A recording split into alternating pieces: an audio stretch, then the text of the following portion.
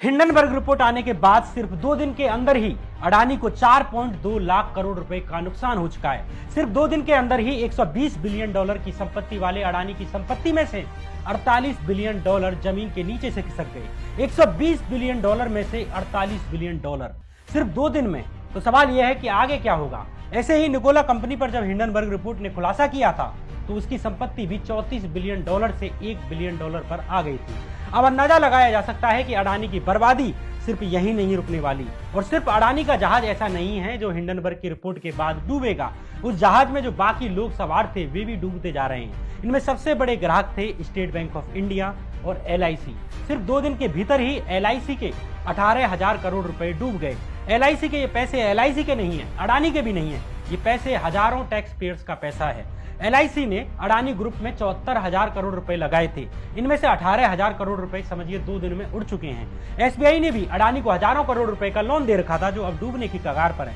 आखिर क्यों इस सरकार के द्वारा सरकारी संपत्तियों का खजाना अडानी के लिए खोल दिया गया? उस पैसे का क्या होगा? आखिर कितना सरकारी पैसा अडानी ग्रुप में लगाया गया? आखिर अडानी पर कितना कर्ज है? क्या वे इसे चुका पाएंगे या सबका पैसा डूब जाएगा? क्या सरकारी बैंकें डूबेंगी? जानेंगे आज के इस एपिसोड में। नमस्कार, मैं श्याम मीरा सिंह। सबसे पहला सवाल ये कि अडानी पर कुल कितना कर्ज है और उसमें से कितना पैसा भारतीय बैंकों का है।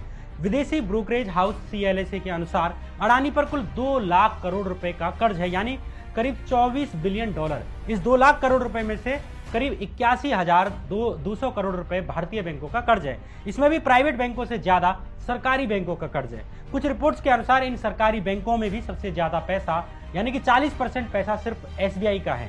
SBI और LIC के पैसे से यहाँ कंफ्यूज नहीं होना है। LIC ने इन्वेस्टमेंट लगाया हुआ है जबकि SBI ने कर्ज दिया हुआ है। मोटा माटी तस्वीर यह है कि अडानी ग्रुप को भारतीय बैंकों ने 81,000 करोड़ रुपए का कर्जा दे रखा है और LIC ने 74,000 करोड़ रुपए का निवेश लगा रखा है।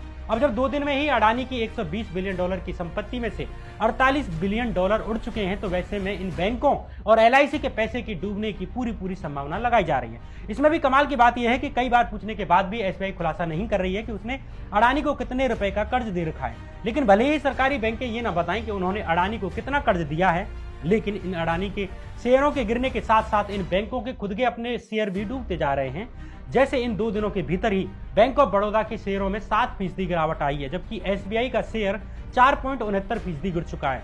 देश की सबसे बड़ी इंश्योरेंस कंपनी LIC का शेयर भी 4.3% तक गिरा। यानी शेयर मार्केट जानती है कि अडानी का जहाज डूब रहा है तो इस जहाज में सवार सरकारी बैंकें भी डूबेंगी। अगर डूबेंगी भी नहीं तो कम से कम भारी नुकसान उन्हें होगा।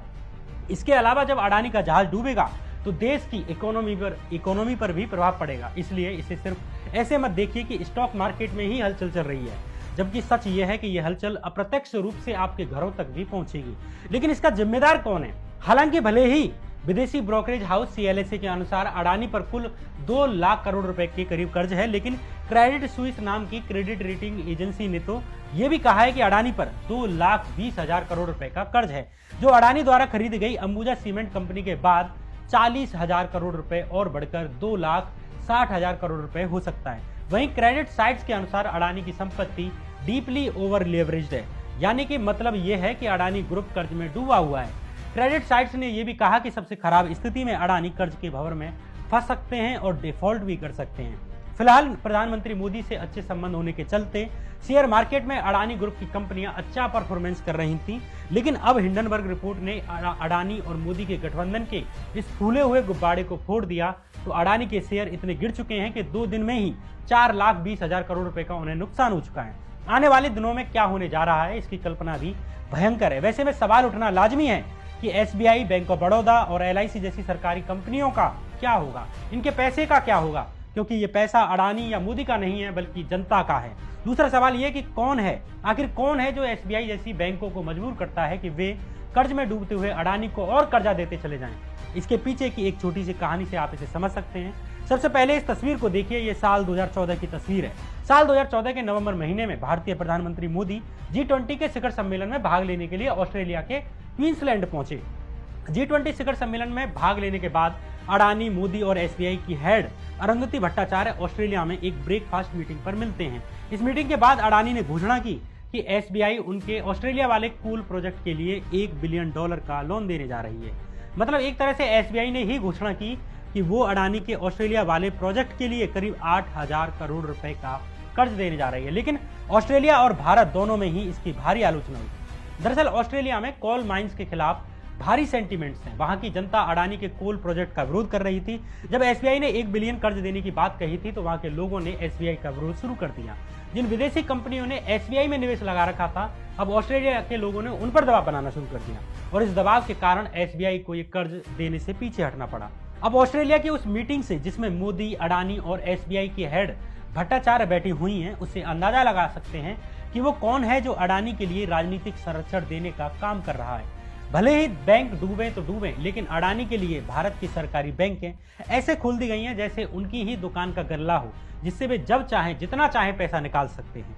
अडानी को सिर्फ बैंकों के माध्यम से ही सरकारी पैसा मुहैया नहीं कराया जा रहा, बल्कि सरकारी कंपनियों से उनकी कंपनियों में निवेश भी कराया जा रहा है। जैसे अडानी की कंपनियों में एलआईसी ने 74,000 करोड़ रुपए लगाए, वैसे ही इंडियन ऑयल और गेल इंडिया लिमिटेड जैसी सरकारी कंपनियों का पैसा भी अडानी की कंपनियों में घुसाया जा रहा है। साल 2018 में द वायर नाम की वेबसाइट ने अडानी पर एक खबर की कि क्या अडानी की कंपनी में पैसा लगाने से सरकारी कंपनी इंडियन ऑयल और गेल इंडिया लिमिटेड से सरकार को कोई आर्थिक फायदा होगा भी या नहीं, या सिर्फ अपने मित्र को फायदा पहुंचाने के लिए ही टैक्स पेयर्स का पैसा एक प्राइवेट कंपनी में लगाया जा रहा है। द वायर की इस खबर के अनुसार सरकारी कंपनियां इंडियन ऑयल कॉरपोरेशन और गेल इंडिया कंपनी अडानी के उड़ीसा और गुजरात राज्य में स्थित एलएनजी टर्मिनल्स में 49% इन्वेस्टमेंट करने जा रही है। इससे अडानी को तो और अधिक इन्वेस्टमेंट मिलेगा, उन्हें पैसा मिलेगा, लोन मिलेगा, लेकिन इन सरकारी कंपनियों की बैलेंस शीट्स पर बिना बात के कर्ज आ जाएगा, जिससे उन्हें आगे कहीं और जगह इन्वेस्टमेंट करना होगा तो उनके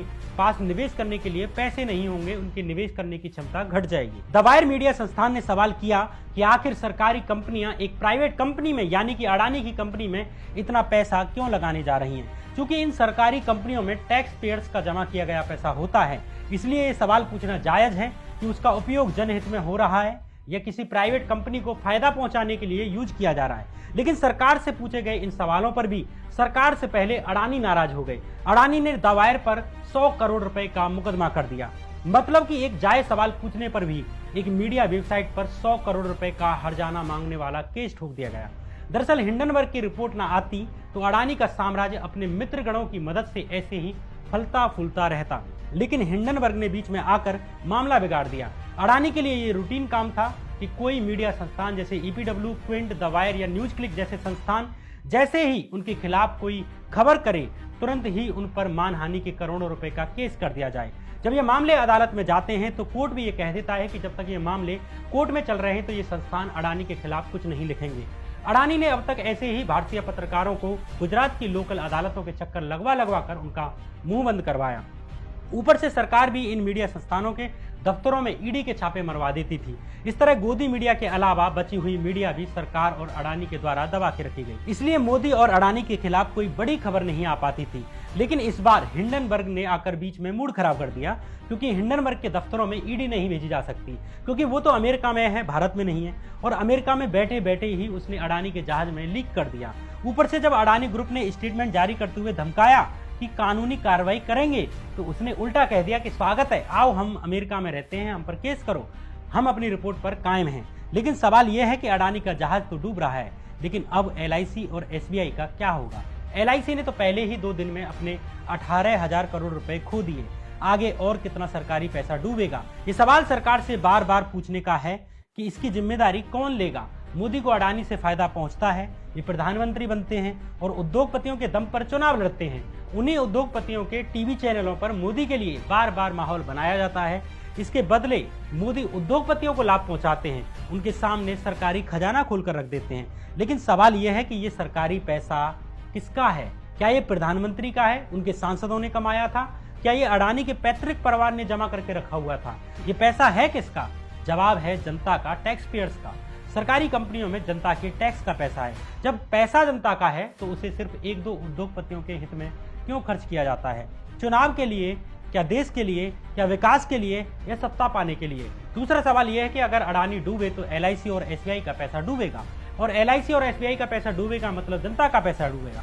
तो सवाल यह है कि जनता के पैसे के डूबने का जिम्मेदारी कौन लेगा? इसका जवाब आपको मिल जाए तो कमेंट बॉक्स में बता दीजिए। ये कहानी थी सरकारी कंपनियों के द्वारा अडानी की कंपनियों में लगाए जा रहे पैसे की। ये कहानी थी LIC और SBI की। ये कहानी थी जनता की टैक्स के पैसे को उद्योगपतियों की कंपनियों में उड़ाने की।